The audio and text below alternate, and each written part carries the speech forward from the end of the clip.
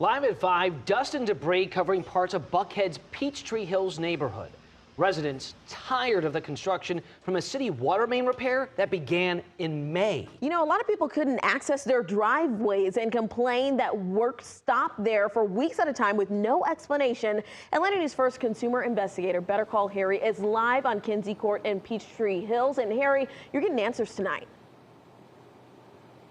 You know, the last time we were here, it was really hard to breathe. And we hadn't had a lot of rain because there was a drought. So now everything's kind of calmed down. But this is one of those stories that everyone can relate to because you wake up and you have to deal with construction. You come home, you can't get down the street because a truck is blocking your route. And it's been going on for months. And it all started with a drop in water pressure. For Halloween, Kinsey Court is dressed as misery. 5 months of dust, debris, and noise. I said the noise. The beeping, you hear the beeping? Yeah, that's like bright and early 7 a.m. Never seems like it's going to end. Kinsey Court is a dead-end street in Peachtree Hills. It's about a mile from the Lindbergh MARTA station. Residents were already tolerating a Beltline expansion project at the end of the street. On May 19th, the Beltline took a back seat to an unrelated problem, water pressure. It started with a loss of water pressure and then escalated to them coming and fixing kind of like spot by spot. Atlanta News First investigates, got the service requests. It took 4 visits over 10 days to find the issue. The street's original 2-inch water main wasn't wide enough and required a 6-inch line replacement. But homeowners like Scott Siegel say there were problems from the start. I've seen them redig a hole in front of my house maybe 12, 15 times. Watershed records show that on June 12th, they hit a water line. On July 25th, they hit a gas line. And on July 28th, they pulled a cable line. Neighbors say the original crew, not these guys, would do a little work and then disappear for weeks. Well, we've had verbal altercations. One day it was between the Department of Watershed staff themselves. High degree of yelling, tension seemed to be flaring. Perhaps it was a skeleton crew? Oh, come on, it's Halloween.